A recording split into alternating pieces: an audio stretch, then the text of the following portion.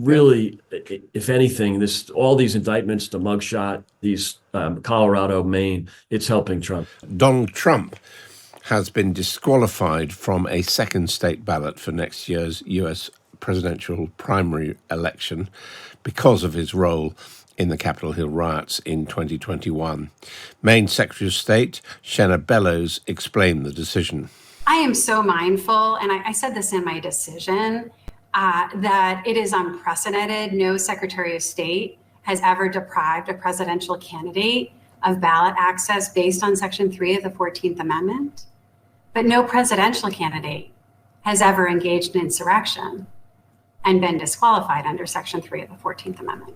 Well, his campaign team has described the decision as an attempted theft. It, of course, follows a similar decision in the state of Colorado, although in some other states, including Michigan, the idea of excluding him from the primary ballot has been ruled out. Well, let's speak now to Greg Swenson, who is a spokesperson for Republicans overseas.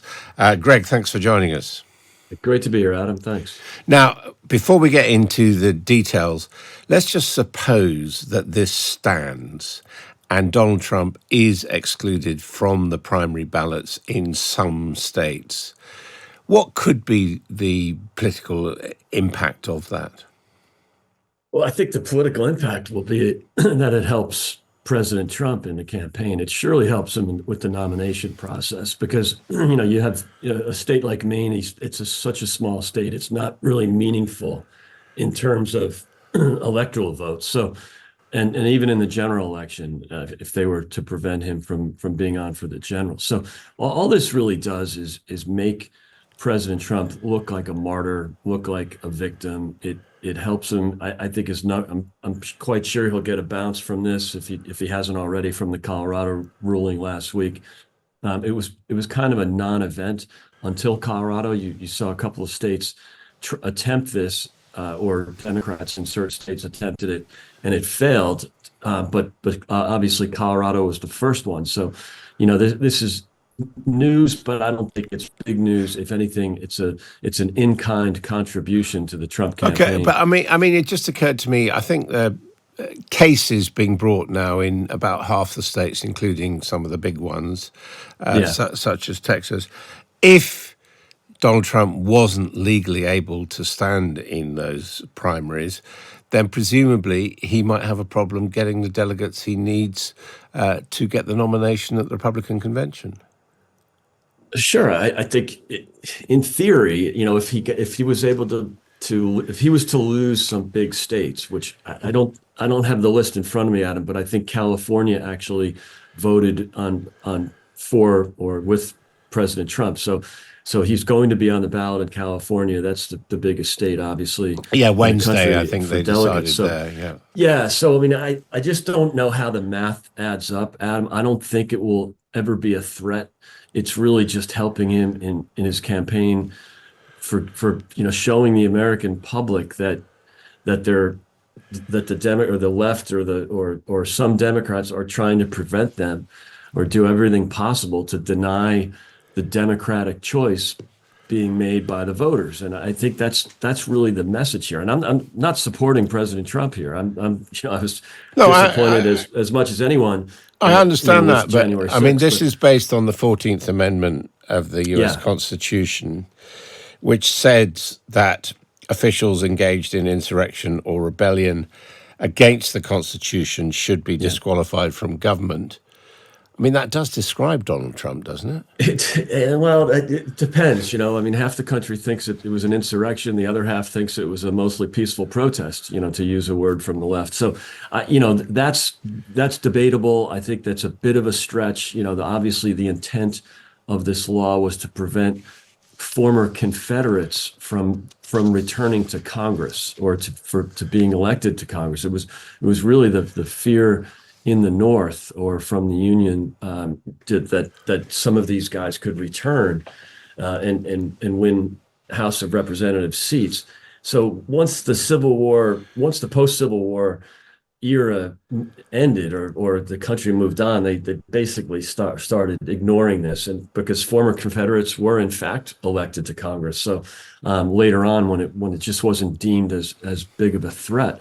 So in fact, I think the Republicans lost the House when they stopped enforcing this law. So, look, it's a bit of a stretch. I don't, you could argue either way. Was it an insurrection? Was it not? Did he contribute to it when he clearly stated, to his followers to peacefully and patriotically protest? How does that turn into an insurrection? I mean, that's a different question. But I think what's clear is he's never been charged with insurrection. He's surely, obviously, never been convicted of insurrection, nor will he be. All these lawsuits, all of these, even if you argue they're frivolous, these four lawsuits or four indictments or groups of indictments, none of which include insurrection, because they know they'd lose. So I think this is a bit of a stretch. Again, I mean, this might be the Secretary of State of Maine's 15 minutes of fame. She sounds not exactly gifted, at least on the audio. I would say that this will be her moment, and it sounds like there'll be another few of these maybe, but it won't work. Right. Even if it worked in Maine, that's one electoral vote. Who cares? But I do think that this actually helps Trump. It's just like the indictments. He was basically in a tie with Ron DeSantis last March and April. CNN had DeSantis up 2 points. And then you had Alvin Bragg and the indictments, the subsequent 3 indictments. And that's what's bumped Trump. I mean, he was really, if anything, all these indictments, the mugshot, these Colorado, Maine, it's helping Trump. I mean, a lot of people think that just makes, it looks as if the American electorate, frankly, has gone mad in most countries. If a candidate gets caught up in severe legal trouble, they don't want them. But, what's different in America? Yeah. It's strange. And I think that, the Americans, I think they view the idea of imprisoning or attempting to imprison your political opponents, especially a prior leader of the country, that impresses Americans more like that something they'd see in a developing country, in a third world country, in Latin America, for example. It's not something you'd expect in a Western democracy, in putting your former opponents or your current opponents in jail or attempting to put them in jail. So, well, unless they break the law, it's had the opposite effect.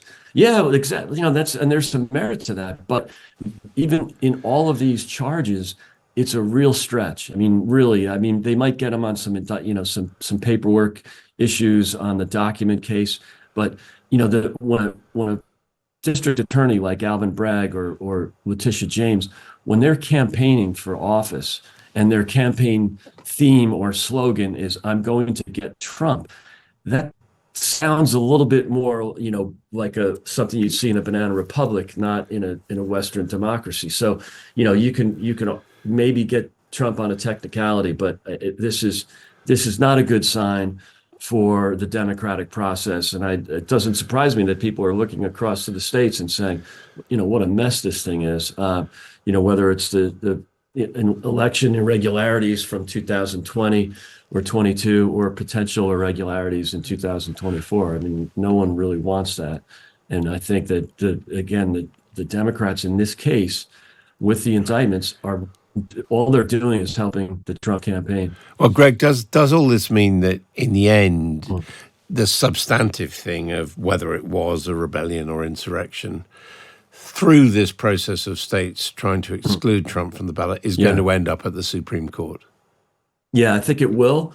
And I don't think that the Supreme Court will allow, my guess is they won't allow him to be removed from the ballots or prevented from being on the ballots. But look, you don't have to vote for him. And what I was hoping is that people would not vote for President Trump in the primaries. And if one of their reasons for not voting for him was January 6th, and, because his behavior was pretty disgraceful that day, whether it's insurrection or not. But, that's the problem is, you should vote based on whether it's that or other reasons to not vote for Trump.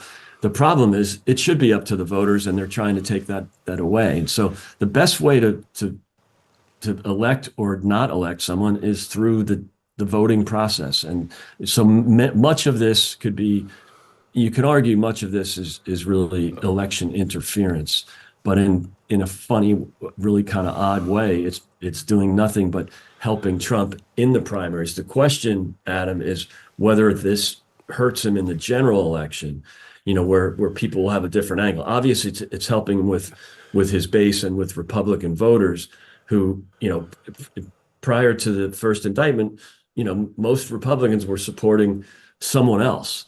And now that's all changed with these indictments. And I just, the great question is whether that stays up until the general. Does that sympathy for him, or that view that he's a martyr or a victim, does that carry into the general election? And that's where it could backfire on the Democrats, because obviously they want Trump to be the candidate. It's clearly going to be a tumultuous year, but for you, I hope it's a happy new one. Thanks to you, Greg Swenson, for joining us. Thanks for having me, Adam. Thank you.